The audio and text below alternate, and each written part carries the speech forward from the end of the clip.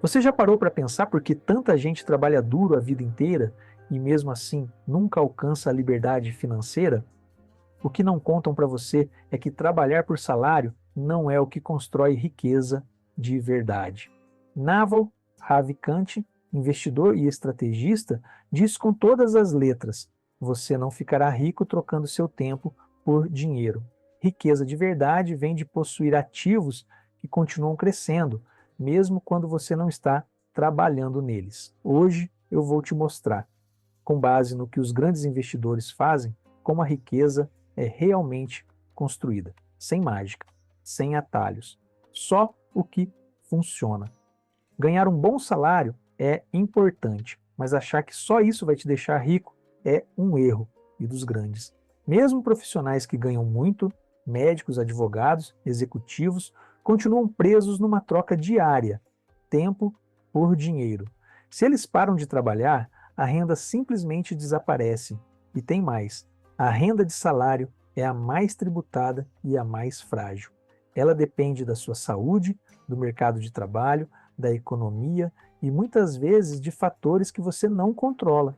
Estudos mostram que nos Estados Unidos, entre os profissionais de alta renda, a maioria que realmente acumula patrimônio de longo prazo faz isso não pelo salário, mas porque passa a ser dono de ativos, ações, imóveis, empresas, participações.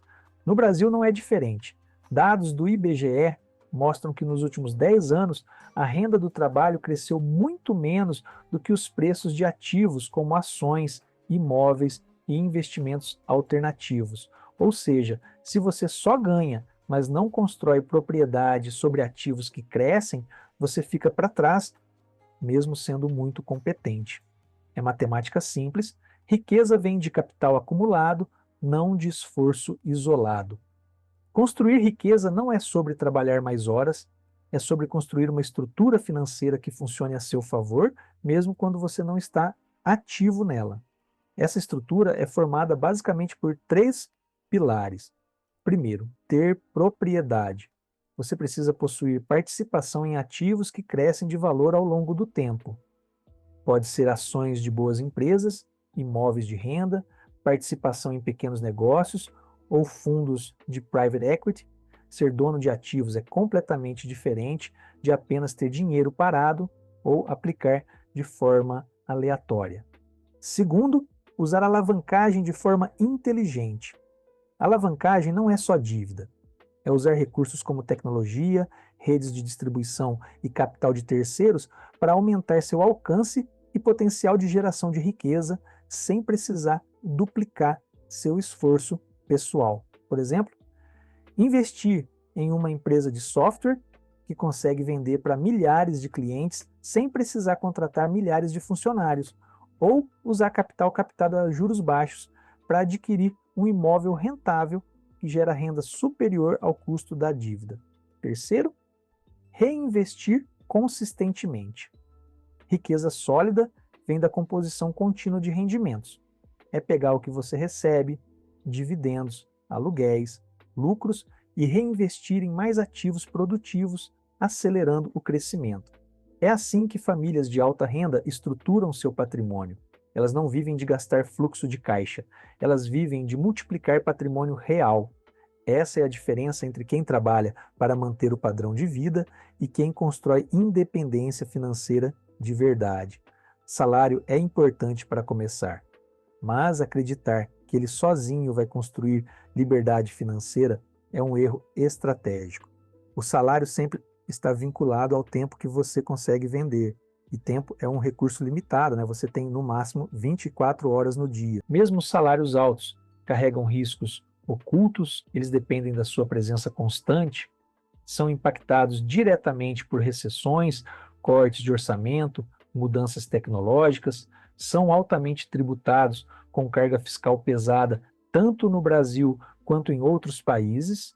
Dados da OCDE mostram que, em 2024, a carga tributária sobre salários no Brasil passou de 33%, enquanto rendimentos de capital, como dividendos de empresas ou ganhos de imóveis, têm regimes de tributação mais leves ou benefícios específicos. Outro ponto crítico: salários. quase nunca são herdáveis ou transferíveis. Se você para de trabalhar, o fluxo simplesmente seca. Já patrimônio em ativos pode ser transmitido, perpetuado e ainda gerar renda para próximas gerações. Naval Ravikant é direto ao afirmar: você precisa construir algo que continue existindo mesmo depois que você parar de trabalhar. Riqueza de verdade acontece quando o capital trabalha para você e não o contrário. Depender apenas de salário é uma vulnerabilidade estrutural. Possuir ativos é o que tira você da corrida infinita. Se você quer acelerar a construção de patrimônio, precisa focar em ativos que possam escalar, né? Ativos escaláveis são aqueles que, depois de criados ou adquiridos, podem gerar retorno contínuo sem a necessidade proporcional de mais esforço ou tempo, né? Existem formas clássicas de ativos escaláveis para investidores sérios. Primeiro, ações de empresas que expandem com margens crescentes, negócios com produtos digitais, serviços por assinatura ou plataformas que vendem para milhares de clientes, mas que não precisam multiplicar seus custos na mesma proporção. Segundo, fundos de private equity e participações em negócios privados, onde você investe em companhias que têm modelos de crescimento sólido, acesso a capital e capacidade de expandir receita de forma acelerada. Terceiro, imóveis premium com contratos longos e ajustes automáticos pela inflação. Bons imóveis alugados a empresas sólidas funcionam como fluxos de caixa quase automáticos. Um dado importante: segundo a Preqin, fundos de private equity performaram melhor que ações públicas em 82% das janelas de investimento de 10 anos nos últimos 20 anos. O motivo? Negócios privados de alta qualidade conseguem escalar receita enquanto controlam a volatilidade pública. Ativos escaláveis mudam sua posição de trabalhador por hora para dono de sistemas. É assim que a multiplicação real acontece, expandindo resultados, mas sem ficar preso ao esforço linear. Se você quer sair da estagnação financeira, precisa entender como usar alavancagem da maneira certa. Alavancagem é a capacidade de multiplicar resultados sem multiplicar esforço. Naval Ravikant divide isso em 3 grandes categorias que realmente constroem riqueza. Primeiro, capital. Saber usar o dinheiro como ferramenta. Isso pode ser investir capital próprio em ativos de alta qualidade, captar recursos de terceiros para projetos sólidos ou estruturar operações que gerem retorno maior do que o custo do capital.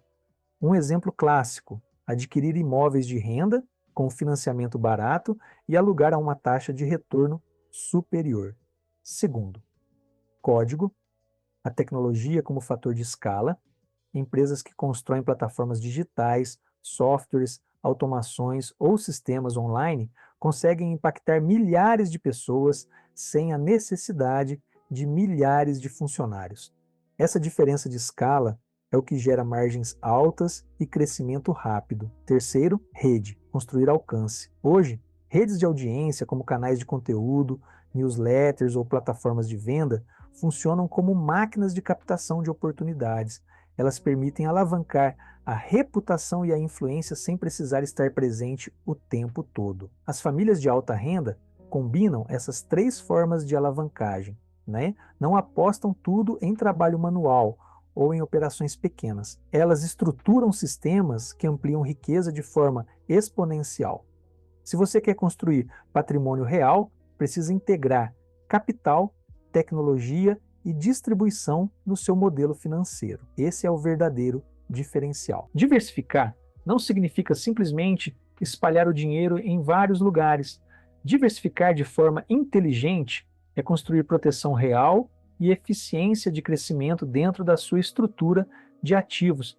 Existem 3 dimensões de diversificação que investidores sérios, e famílias de alta renda realmente aplicam. Primeira, diversificação entre classes de ativos. Isso significa equilibrar a exposição entre renda variável, ações, fundos imobiliários, renda fixa de qualidade, títulos públicos e privados, imóveis físicos e ativos alternativos como private equity, ou infraestrutura. Cada classe reage de forma diferente a choques econômicos. Quando uma retrai, outra pode proteger ou até compensar parte da volatilidade. Segunda, diversificação de fontes de receita. Renda não pode vir de um único fluxo. Dividendos de ações, aluguéis de imóveis, juros de renda fixa e participações em negócios privados criam múltiplos motores de geração de caixa, protegendo você de interrupções bruscas. Terceira, diversificação geográfica. Manter 100% do patrimônio exposto a uma única economia é uma vulnerabilidade. Investimentos no exterior, seja via BDRs, ETFs internacionais ou fundos globais, diluem o risco Brasil e aumentam o acesso a oportunidades em mercados mais estáveis ou em expansão. O estudo Global Wealth Report do Credit Suisse mostra que as famílias mais resilientes possuem, em média, ativos em pelo menos 3 geografias distintas. A diversificação inteligente não é feita para maximizar retorno no curto prazo, ela é feita para sobreviver a todos os ciclos e continuar crescendo. Quem diversifica certo não precisa acertar o mercado, precisa apenas resistir o suficiente para deixar o efeito da composição atuar a seu favor. Saber o que fazer é importante, mas transformar conhecimento em estrutura é o que separa quem acumula patrimônio de quem fica preso na teoria. Se você quer construir riqueza de forma prática em 2025, sua carteira precisa ter uma fundação sólida e adaptada ao cenário atual. Um exemplo de alocação realista e eficiente seria 40% em ações de valor e dividendos, empresas com lucro previsível, baixo endividamento e forte geração de caixa, setores como energia, bancos sólidos, saneamento e alimentos continuam oferecendo boas oportunidades no mercado brasileiro. 20% em fundos imobiliários premium. Focar em FIIs logísticos e híbridos com vacância controlada, contratos atrelados à inflação e gestão profissional. Evitar fundos que prometem dividendos excessivamente altos sem respaldo no fluxo de caixa. 15% em renda fixa privada de alta qualidade. Priorizar debêntures incentivadas, CRIs e LCIs de emissores sólidos, ou CDBs de bancos médios que ofereçam taxas reais acima de IPCA mais 5%, 10% em exposição internacional. BDRs de grandes companhias globais ou ETFs internacionais que ofereçam diversificação real contra risco doméstico, 10% em ativos alternativos, private equity, fundos estruturados de infraestrutura ou investimentos em ativos que ofereçam retorno assimétrico mesmo com liquidez menor. 5% em caixa estratégico. Manter liquidez para aproveitar oportunidades durante períodos de pânico e desalavancagem de mercado. O ponto não é simplesmente copiar essa estrutura, é entender a lógica, né? Criar equilíbrio entre crescimento, fluxo de caixa, proteção e oportunidade. Em 2025, a construção de patrimônio sólido exigirá disciplina, ajustes táticos e, acima de tudo, consistência de execução. Não se trata de tentar prever o que o mercado vai fazer no mês que vem, mas se trata de construir uma estrutura que funcione em qualquer cenário. É questão de estrutura. Quem entende isso para de correr atrás do próximo atalho e começa a construir patrimônio de verdade, baseado em propriedade, alavancagem inteligente e reinvestimento contínuo.